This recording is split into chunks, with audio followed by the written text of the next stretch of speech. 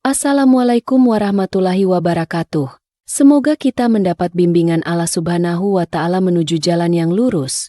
Namun sebelum itu, silahkan tulis sholawat di kolom komentar sebagai pertanda penghormatan dan kerinduan kepada Rasulullah Shallallahu Alaihi Wasallam. Namanya adalah Sari, seorang polwan muda yang cantik dengan rambut pendek yang selalu rapi. Ia wanita tangguh, penuh disiplin, dan tak pernah gentar menghadapi bahaya. Namun, siapa sangka, kehidupannya yang selama ini penuh kepastian harus berakhir di sebuah pulau terpencil bersama seorang pemuda yang bahkan tak pernah ia bayangkan sebelumnya. Kisah ini bermula ketika Sari bertugas mengawal tahanan di sebuah kapal polisi laut. Malam itu, ombak menggila, badai datang tanpa aba-aba.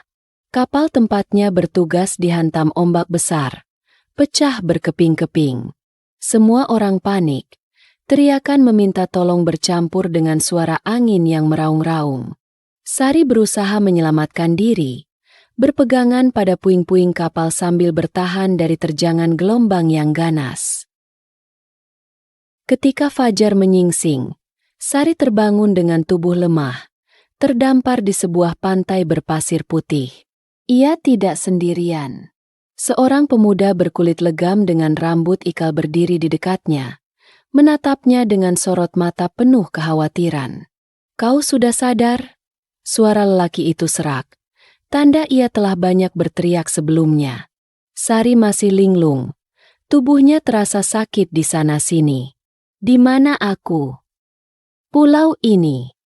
Tempat tinggalku," jawab lelaki itu pelan. "Namaku Bima." Bima, seorang nelayan muda miskin yang hidup sebatang kara di pulau terpencil ini. Ia sudah lama tinggal di sini, sejak kapal kecilnya terseret badai dan tak ada yang datang menjemputnya kembali. Hari-hari berlalu. Sari yang awalnya begitu bertekad mencari cara untuk kembali ke dunia asalnya, perlahan mulai menerima kenyataan. Setiap pagi, ia dan Bima berjalan menyusuri pantai, mencari kayu bakar, berburu ikan dengan tombak kayu, dan menunggu kapal yang entah kapan akan melintas. Tapi pulau ini sepi. Tak ada tanda-tanda kehidupan lain selain mereka berdua. Di bawah langit senja, di tepi pantai yang sepi, seringkali mereka duduk bersama, berbincang tentang kehidupan masing-masing. "Kau tidak takut tinggal sendiri di sini?" tanya Sari suatu malam. "Aku sudah terbiasa. Dulu aku ingin kembali, tapi laut terlalu kejam," jawab Bima dengan tatapan menerawang. "Sekarang aku punya teman di sini. Itu sudah cukup." Sari tersenyum, untuk pertama kalinya sejak ia tiba di pulau itu. Hari demi hari berlalu, kebersamaan mereka tumbuh menjadi sesuatu yang lebih dalam. Sari yang selama ini terbiasa hidup dalam aturan dan kedisiplinan mulai mengenal kehangatan sederhana yang tak pernah ia rasakan sebelumnya. Bima yang pendiam dan penuh luka masa lalu menemukan seseorang yang bisa ia jaga dan lindungi. Mereka tak pernah mengucapkan kata cinta, tapi setiap gerakan, setiap tatapan, setiap kebersamaan mereka, semuanya adalah bukti cinta yang tak perlu diungkapkan dengan kata-kata. Suatu hari, Sari menatap laut yang membentang luas. "Bagaimana jika suatu saat ada kapal datang menjemput kita?" Bima terdiam, lalu menunduk. "Kau ingin pergi?" Sari menghela napas panjang. Ia melihat wajah Bima yang keras namun penuh kelembutan. Tangannya meraih tangan pemuda itu. "Dulu aku ingin kembali, tapi sekarang aku tidak yakin bisa meninggalkan tempat ini." "Meninggalkanmu?" Malam itu, di bawah cahaya bulan yang terang, mereka mengucapkan janji sederhana. Tak ada cincin, tak ada saksi, hanya deburan ombak dan desir angin yang menjadi pengantar cinta mereka. Mereka memilih tinggal di pulau itu, hidup dengan sederhana, mencintai satu sama lain dengan cara yang tak banyak orang pahami. Dan begitulah, kawan, Cinta itu bukan soal tempat atau keadaan. Kadang, ia ditemukan di tempat yang tak terduga, dengan orang yang bahkan tak pernah kita bayangkan sebelumnya. Hari-hari berlalu, dan Sari serta Bima semakin terbiasa dengan kehidupan di pulau terpencil itu. Mereka membangun sebuah pondok kecil di dekat hutan, tak jauh dari pantai. Atapnya terbuat dari daun rumbia yang mereka anyam bersama, dindingnya dari bambu yang mereka potong dan susun dengan hati-hati. Tidak megah, tapi cukup untuk melindungi mereka dari hujan dan angin malam yang dingin. Setiap pagi, Bima pergi ke laut dengan jaring buatannya sendiri, sementara Sari mengumpulkan kayu bakar dan mencari buah-buahan di dalam hutan. Seiring waktu, Sari semakin ahli dalam bertahan hidup. Ia belajar membuat tombak dari kayu, memasak dengan api unggun, dan bahkan membantu Bima menjaring ikan. Suatu hari, saat mereka duduk di tepi pantai menikmati hasil tangkapan mereka, Sari menatap Bima yang sedang mengikat jaring. "Kau tidak pernah ingin kembali ke dunia luar?" tanya Sari. Bima menghela napas, menatap laut yang membentang luas. "Dulu aku sangat ingin pulang. Tapi sekarang..."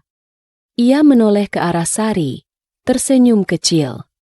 "Aku tidak bisa membayangkan hidup tanpa kau di sini."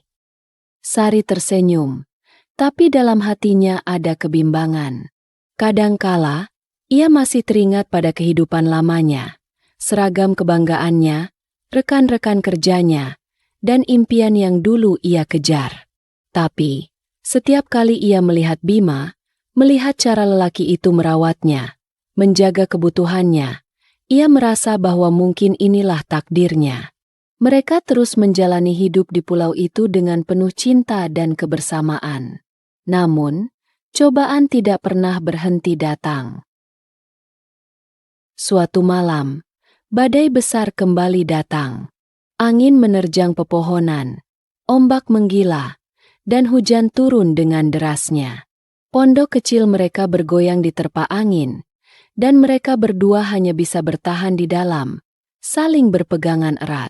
Ketika pagi tiba, mereka melihat kehancuran yang ditinggalkan badai. Pondok mereka sebagian roboh, jaring ikan Bima hanyut terbawa arus, dan sebagian hutan tampak porak-poranda. "Kita harus membangun kembali semuanya," kata Sari dengan nada tegar. Bima mengangguk, meski lelah tampak jelas di wajahnya. "Aku akan membuat jaring baru. Tapi mungkin kita harus mencari tempat yang lebih aman untuk membangun pondok baru." Hari itu mereka bekerja tanpa henti, mengumpulkan kayu, membangun kembali rumah kecil mereka, dan mencari makanan seadanya. Namun, sebuah kejadian mengejutkan terjadi keesokan harinya. Di pagi yang cerah setelah badai, Sari sedang berjalan di tepi pantai saat ia melihat sesuatu di kejauhan. Sebuah kapal kecil terombang-ambing di tengah laut. "Kapal!" teriaknya sambil berlari kembali ke pondok. Bima segera berlari ke pantai dan melihat kapal itu juga. Mereka saling berpandangan. Hati mereka penuh kegelisahan. "Kita harus memberi tanda," seru Sari. Mereka segera membuat api unggun besar di tepi pantai, berharap kapal itu akan melihat mereka. Beberapa menit terasa seperti berjam-jam. Kapal itu tampak melambat, lalu berbelok ke arah pulau. Hati Sari berdebar. Ini adalah kesempatan mereka untuk kembali ke dunia luar. Tapi di saat yang sama, ia menyadari sesuatu. Apakah ia benar-benar ingin pergi? Saat kapal itu semakin dekat, seorang pria tua yang mengenakan pakaian nelayan melambaikan tangan. "Hei, kalian baik-baik saja?" Bima menatap Sari. "Apa yang akan kau lakukan?" Sari terdiam sejenak. Lalu, dengan suara yang mantap, ia berkata, "Aku akan tetap di sini." Bima menatapnya dengan mata penuh haru. "Benarkah?" Sari mengangguk. "Aku sudah menemukan rumahku. Bukan di kota, bukan dengan seragamku, tapi di sini, bersamamu." Pria tua itu terkejut mendengar keputusan mereka. "Kalian yakin? Kami bisa membawa kalian kembali." Bima menatap pria tua itu dan tersenyum. "Terima kasih, Pak. Tapi kami sudah menemukan tempat kami di sini." Pria tua itu mengangguk, lalu menyerahkan beberapa perbekalan, beras, garam, dan pisau tajam, sebelum kembali ke kapalnya dan pergi, meninggalkan Sari dan Bima yang berdiri bersama di tepi pantai. Hari-hari setelah itu terasa lebih ringan. Mereka tidak lagi menunggu diselamatkan, tidak lagi menantikan kapal lain datang. Mereka menerima kehidupan mereka di pulau itu sepenuh hati. Sari dan Bima akhirnya menikah di bawah langit biru dan deburan ombak, tanpa upacara megah, tanpa saksi selain alam yang menyaksikan janji mereka. Mereka hidup sederhana, berbagi suka dan duka bersama. Bertahun-tahun kemudian, sebuah kapal lain melintasi pulau itu. Di dalamnya, seorang nelayan bercerita tentang sepasang suami istri yang hidup di pulau terpencil, membangun rumah dengan tangan mereka sendiri, dan hidup dengan cinta yang lebih kuat dari samudra itu sendiri.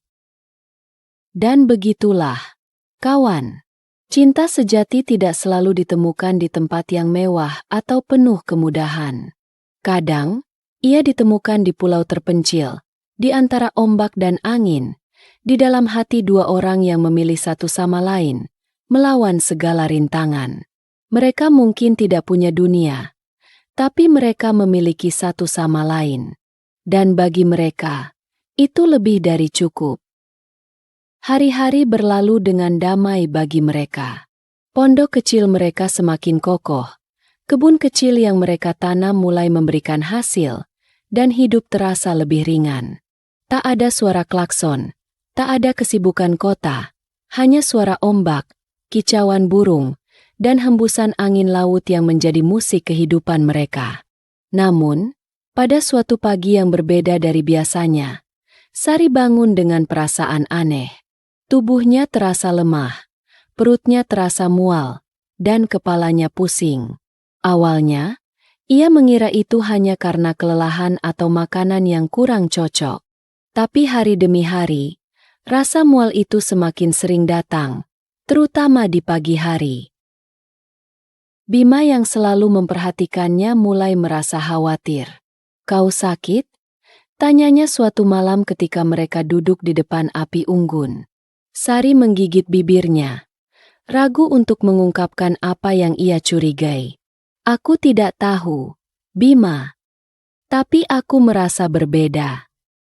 Bima menatapnya dengan penuh perhatian. "Berbeda bagaimana?" Sari menghela napas panjang. "Aku terlambat. Beberapa minggu." Bima terdiam sejenak. Matanya membesar. "Maksudmu?" Sari mengangguk pelan. "Aku pikir. Aku hamil." Sejenak keheningan menyelimuti mereka. Ombak masih berbisik di kejauhan. Angin malam tetap berhembus, tapi dunia mereka seakan berhenti. Bima menatap Sari dengan mata yang berbinar-binar. "Sari, ini luar biasa." Sari tersenyum, tapi di dalam hatinya ada sedikit kekhawatiran. "Tapi, Bima, kita di sini, di pulau terpencil. Bagaimana jika terjadi sesuatu? Bagaimana jika aku butuh bantuan medis?" Bima meraih tangan Sari, menggenggamnya erat.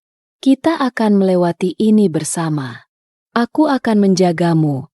Aku akan menjaga anak kita." Dan sejak malam itu, dunia mereka berubah. Sari menjalani kehamilannya dengan segala keterbatasan. Tidak ada dokter, tidak ada vitamin kehamilan, tidak ada alat pemeriksaan canggih. Hanya alam yang menjadi penyembuh dan suaminya yang setia mendampinginya. Bima semakin rajin berburu dan mencari makanan yang lebih bergizi untuk Sari. Ia memancing ikan yang lebih besar, mencari telur burung di dalam hutan, dan mengumpulkan buah-buahan liar yang bisa memberikan nutrisi.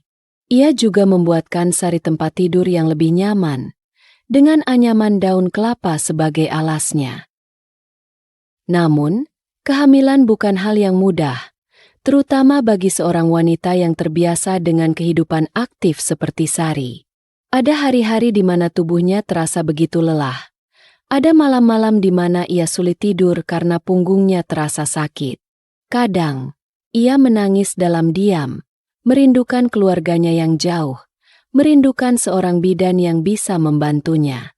Tapi setiap kali ia melihat Bima, melihat ketulusan dan usaha lelaki itu untuk memastikan dirinya baik-baik saja, ia tahu bahwa ia tidak sendirian. Bulan demi bulan berlalu, perut Sari semakin besar. Ia bisa merasakan bayinya bergerak di dalam, sebuah keajaiban kecil yang membuatnya lupa akan segala ketakutannya. Bima sering meletakkan tangannya di perut Sari, merasakan kehidupan yang tumbuh di dalamnya. "Kau pikir dia akan seperti siapa?" tanya Bima suatu malam, dengan senyum di wajahnya.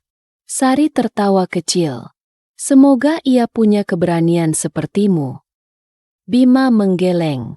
"Tidak, semoga ia punya hati yang kuat seperti ibunya." Dan di bawah cahaya bulan, mereka berdua memimpikan masa depan, tentang bayi kecil mereka yang akan lahir di pulau ini, tumbuh dengan cinta tanpa batas, meski tanpa kemewahan dunia.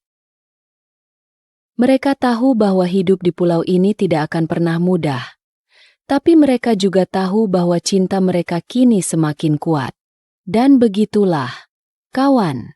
Cinta sejati tidak selalu ditemukan dalam kemewahan, tapi dalam kebersamaan, dalam perjuangan, dan dalam keajaiban kecil yang datang di saat yang tidak terduga.